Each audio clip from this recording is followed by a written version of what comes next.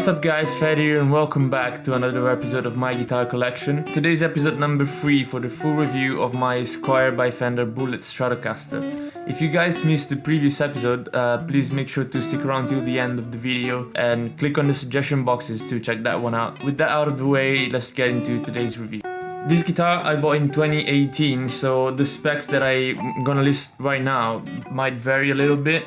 So starting from the body, Fender website says that this is a popular body, but I think that back in 2018 when I bought it, they used to make them with basswood. The body is your classic Fender Strat shape, and although it's a thinner section, as you can see, it still retains your classic belly cut and elbow contour there. Moving to the neck itself is a classic C-shape one-piece maple neck, 9.5 inch radius lower fretboard with 21 medium jumbo frets, synthetic bone nut and classic truss rod slot.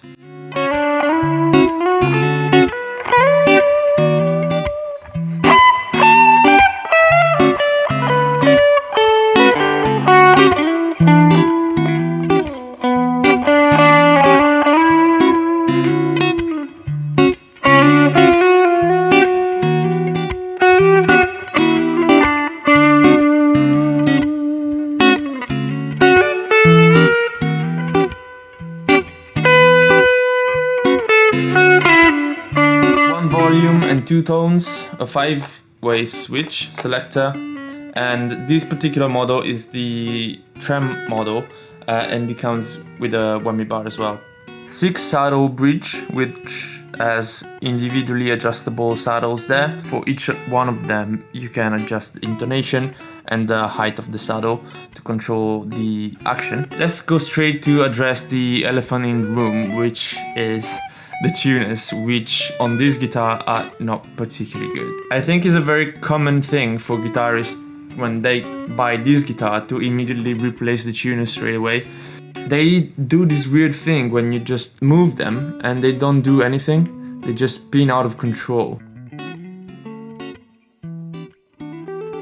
So as you can imagine, it's pretty difficult to control the tuning.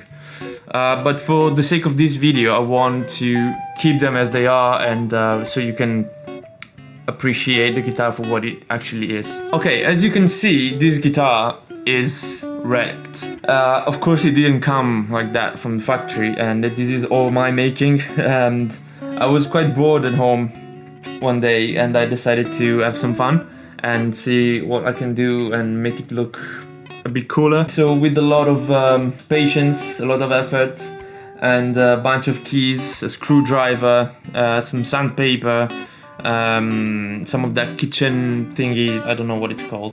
It came out pretty nice. I like the way it looks. I have to admit, doing this made me realize how thick the polyurethane finish is on this guitar, on the body particularly.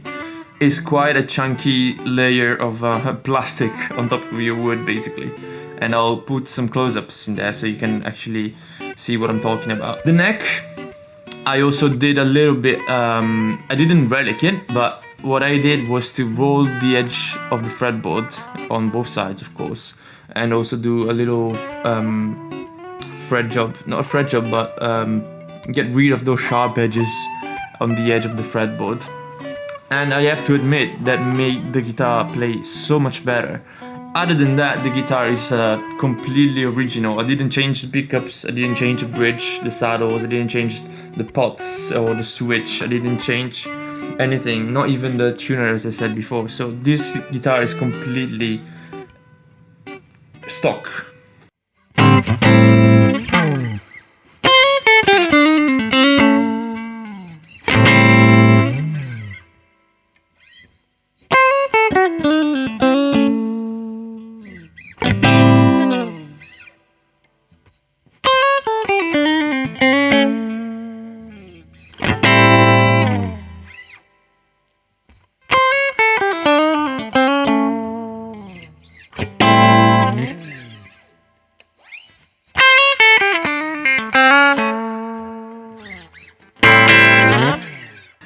Alright, so what do I like and what do I not like about this guitar? To me it boils down to the fact that it looks like a Strat and it sounds like a Strat. Maybe not a very good one, but it's fulfilling your expectation of spending £120 on a musical instrument, in my opinion. Another thing I like is the fact that, as I said before, with no extra money required, you can just spend a little bit of time on make it play better. You can do a little setup and you're just there. It's just gonna play a lot better. Plus, if you wanna just upgrade any parts like pickups or tuners, anything like that, you can always do that. That's completely up to you. Another thing I like is that these often come in starter packs, and that really address that kind of people that are looking to start on the guitar or just buy the first guitar for their kids. Is a really decent beginner's guitar, and in those packs for I think less than £200 you get a little digital amp, you get a strap, a guitar stand, you get strings, picks, maybe a tuner, so it's really good value for your money.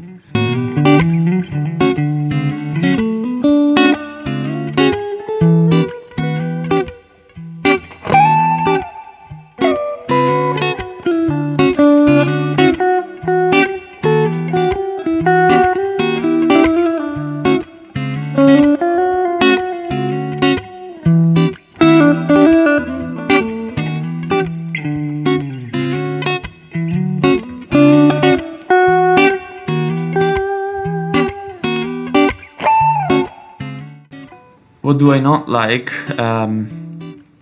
Maybe in this particular model, the one that I own, which is the tremolo, I don't like the trem system a lot.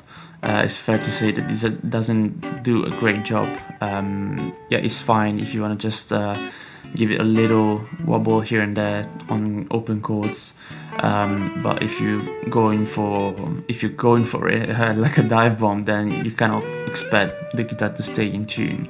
As I said before, the tuners, big letdown.